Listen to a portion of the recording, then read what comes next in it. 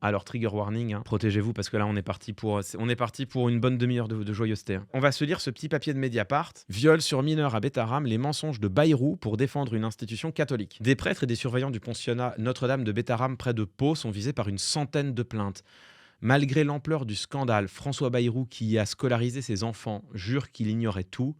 Plusieurs documents et témoignages recueillis par Mediapart prouvent le contraire. C'est déflagratoire. 112. Le nombre vertigineux de plaintes déposées par des anciens pensionnaires de Notre-Dame de Bétarame dans la commune de l'Estel-Bétarame dit tout de l'ampleur du scandale qui touche cet établissement privé catholique situé dans la campagne béarnaise, à une trentaine de kilomètres de Pau.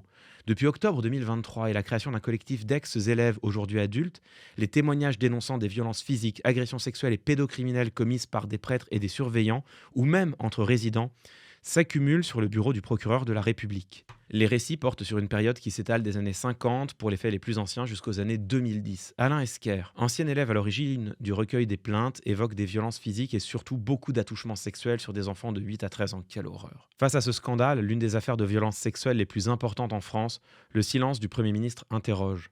Les plaintes et les témoignages se multiplient, mais François Bayrou, maire de Pau, ancien président du Conseil général des Pyrénées-Atlantiques et ex-ministre de l'Éducation, garde le silence. Il n'a pas publié de communiqué, pas posté de message sur les réseaux sociaux et pas pris la parole pour condamner les faits ou simplement soutenir les plaignants, malgré les répercussions de cette affaire. Surtout, l'une des rares fois où l'actuel Premier ministre, qui a scolarisé plusieurs de ses 6 enfants à Notre-Dame du Bétarame, où son épouse a aussi enseigné le catéchisme. Oh la vache. L'une des rares fois donc où il a été interrogé sur son niveau de connaissance du scandale, il a livré une explication mensongère, affirmant qu'il ignorait tout. C'est vrai que la rumeur, il y a 25 ans, laissait entendre qu'il y avait eu des claques à l'internat, mais de risques sexuels, je n'avais jamais entendu parler, a-t-il juré aux Parisiens en mai 2024. Or, d'après plusieurs témoignages recueillis par Mediapart, François Bayrou ne pouvait ignorer les accusations qui pesaient déjà sur l'établissement à la fin des années 90.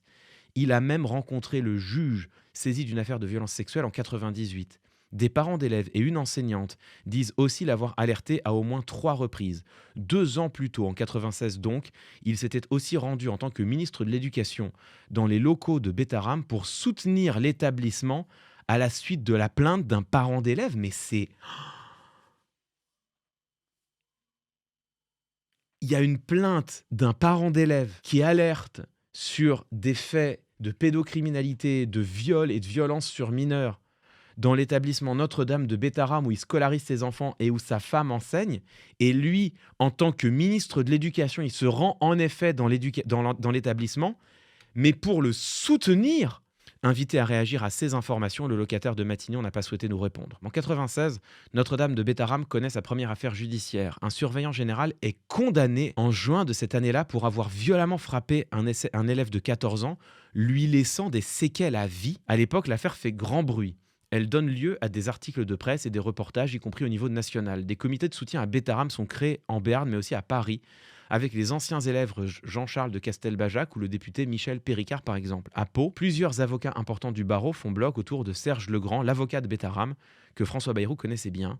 Le pénaliste, mort en 2019, était aussi engagé en politique. Lors des élections cantonales de 85, il avait été investi par l'UDF, le parti de François Bayrou à l'époque. Clairement, il y a une proximité entre Bayrou et l'avocat de Bétarame. Mais celui qui était alors ministre de l'Éducation nationale explique aujourd'hui qu'il est passé à côté de cette affaire. Seule l'une de mes filles se souvient d'une affaire de claque donnée par un surveillant, assure François Bayrou à la République des Pyrénées en mars 2024. Est-ce crédible?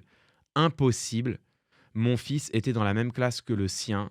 Calixte Bayrou, rappelle Jérôme, qui affirme que le ministre fuyait la presse pour ne pas évoquer l'affaire. À l'époque, j'étais furieux contre son absence de réaction. Il affirme avoir simplement eu vaguement connaissance d'une affaire de claque pour parler d'une affaire de maltraitance qui a eu des séquelles à vie. Non mais déjà là, c'est hallucinant. Françoise Gullung, enseignante de mathématiques à Bétarame, avait également dénoncé les maltraitances sur les élèves dont elle a été témoin et dit elle aussi avoir directement alerté le ministre. Au journal Le Point, elle a confié en juillet 24 avoir tenté d'alerter Elisabeth Bayrou, puis avoir prévenu son époux à l'occasion d'une remise de médaille. Il a minimisé en disant que j'exagérais sans doute un peu, témoigne-t-elle.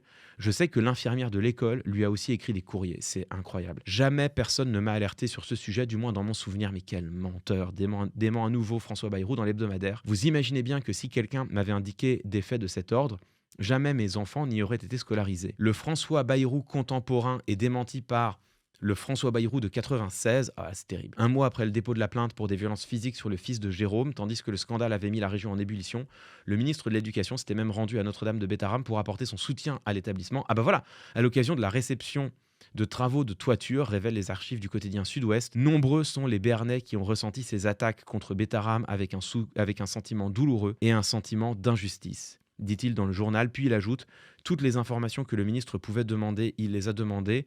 Toutes les vérifications ont été favorables et positives. Le reste suit son cours. Les autres instances qui doivent s'exprimer le feront. La condamnation du surveillant, un mois plus tard, a donné tort aux déclarations du ministre, devenu amnésique sur le sujet depuis. Mais quel menteur! Une seconde affaire à la une des médias. En 98, nouveau scandale. L'ancien directeur de Notre-Dame de Bétharram, le père Caricart, est mis en examen, accusé d'avoir violé un enfant. Christian Mirande, juge d'instruction à Pau, que François Bayrou connaît également bien, est saisi du dossier et décide de placer le père Caricart en détention. Celle-ci, la détention n'est que de courte durée. Le père est finalement laissé libre et exfiltré au Vatican. Il se suicidera quelques semaines plus tard, alors que le juge Mirande venait de le convoquer à nouveau après avoir reçu une deuxième plainte pour des violences sexuelles sur mineurs. Là encore, si François Bayrou juge qu'il ignorait tout, plusieurs témoins de l'époque le contredisent. Pour Thierry Sayardo-Ito, l'avocat du premier plaignant pour viol, il est évident qu'il a été avisé de la plainte et que certaines discussions ont eu lieu sur le thème. Est-ce bien sérieux? Selon nos informations, Elisabeth Bayrou s'était même rendue aux obsèques du père Caricart, alors largement soutenu par les notables locaux. C'est le directeur de Notre-Dame, qui se trouve être un prêtre, accusé d'avoir violé 2 enfants. François Bayrou est manifestement au courant parce que des parents lui ont écrit et que sa femme se rend aux obsèques du père en question. Non seulement il ne réagit pas, mais de surcroît, il jurera des années plus tard n'en avoir jamais rien entendu. Un juge confirme avoir parlé directement à Bayrou. Dans un article publié en mars 2024, Le Monde révèle que François Bayrou est même directement intervenu dans cette affaire en rencontrant le juge Mirande pour le questionner sur ce dossier, pourtant couvert par le secret de l'instruction. Il est venu me parler toute une après-midi de cette affaire au début de la procédure, de façon feutrée.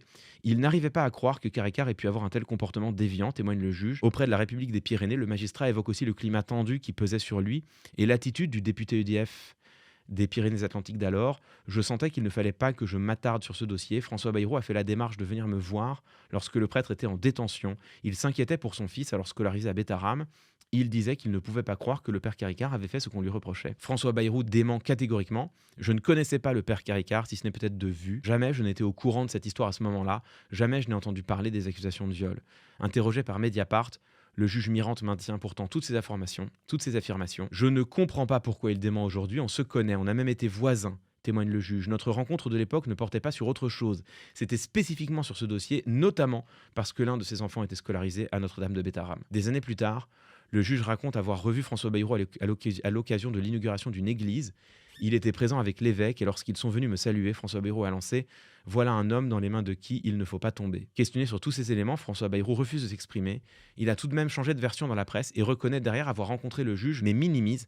Jamais, bien entendu, je n'aurais eu l'idée d'interférer avec l'instruction. Quant au père Caricart, jamais personne, à ma connaissance, n'avait eu le moindre indice de ce genre de comportement et mes doutes ne se sont pas effacés, a-t-il en effet ajouté, et ce, même si 3 autres témoignages le visent à nouveau aujourd'hui. Le déni de François Bayrou a ceci de spectaculaire qu'il persiste alors même que l'Église catholique a reconnu que des violences sexuelles ont été commises par des religieux à Bétharram. À l'issue d'une enquête canonique, une enquête menée par l'Église, enclenchée en 2010, l'une des premières victimes déclarées dans l'établissement, Jean-Marie Delbos, a été indemnisé en 2023 par la Commission Reconnaissance et Réparation pour les viols subis dans les années 50 alors qu'il était adolescent. Quelques années plus tard, la jeune victime s'est confiée à son directeur de conscience, mais l'institution l'a fait passer pour un fou en le faisant interner dans un hôpital psychiatrique et en le menaçant de saisir les biens de sa grand-mère s'il ébruitait l'affaire. Mais non. Malgré les alertes à répétition, les liens entre François Bayrou et la congrégation des pères de Bétharram ne se sont jamais distendus. En février 2020, pendant la campagne pour sa réélection à la mairie de Pau, l'actuel Premier ministre annonçait avoir obtenu l'accord de la direction de la communauté pour racheter un bâtiment qui lui appartenait,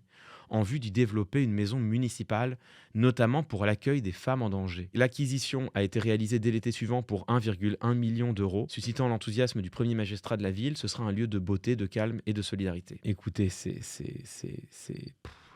bon, c'est accablant. Enfin, je veux dire, là, le papier commence par rappeler que François Bayrou, il y a encore quelques semaines, annonçait n'avoir rien entendu, aucune rumeur que ce soit, sinon peut-être une affaire de claque.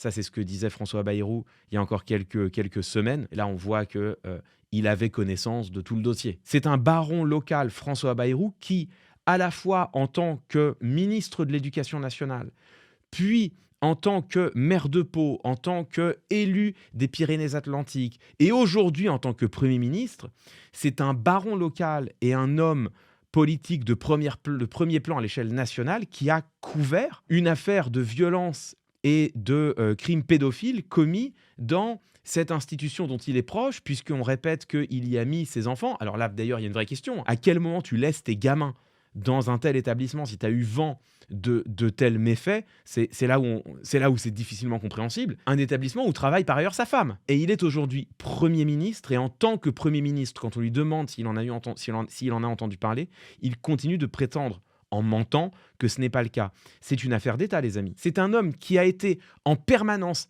directement concerné par ces faits. C'est un homme qui a couvert des faits gravissimes de violence et de pédocriminalité commis de manière répétée. Et c'est un homme qui, aujourd'hui, en tant que Premier ministre, commet un mensonge d'État pour mettre à distance cette affaire en prétendant ne pas en avoir connaissance, alors que de toute évidence, c'est un mensonge. C'est une affaire d'État. On a vu à quel point cet homme était un naufrage intellectuel. Quand François Bayrou parle, on ne comprend pas ce qu'il dit. Quand il argumente, les arguments soit ne s'articulent pas les uns aux autres, soit pire, s'auto-contredisent. C'est aussi un naufrage politique.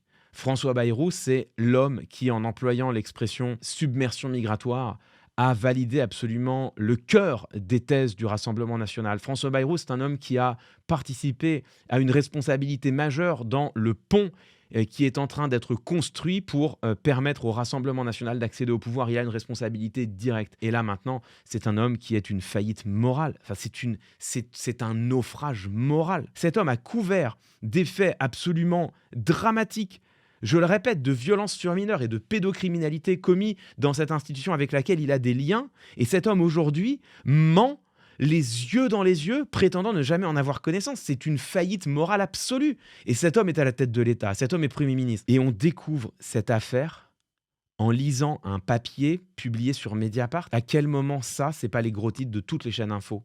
À quel moment ça, c'est pas les gros titres de tous les JT de 20h? À quel moment on parle d'autre chose que de ça? Mais vous vous rendez compte, mesdames, messieurs, on est en train de parler de Merwan Benlazar. On est en train de parler de tweets sortis de leur contexte par lesquels on tente d'accabler un humoriste qui a commis pour seul crime de porter un bonnet, d'avoir une barbe et d'être arabe. Et ça fait tous les gros titres. Et ça fait des questions au Sénat auxquelles répondent la ministre de la Culture Rachida Dati, et des faits de pédocriminalité et de violence sur mineurs commis dans la sphère de responsabilité de l'actuel Premier ministre, des faits dont il prétend ne pas avoir eu connaissance aujourd'hui en mentant, des faits qu'il a couverts dans une institution avec laquelle il a des liens, c'est-à-dire le summum de l'horreur, 112 plaintes pour viol et attouchement sexuel sur mineurs qu'aurait couvert le Premier ministre, et personne n'en parle. Mais c'est 112! Je sais pas quoi vous dire en fait.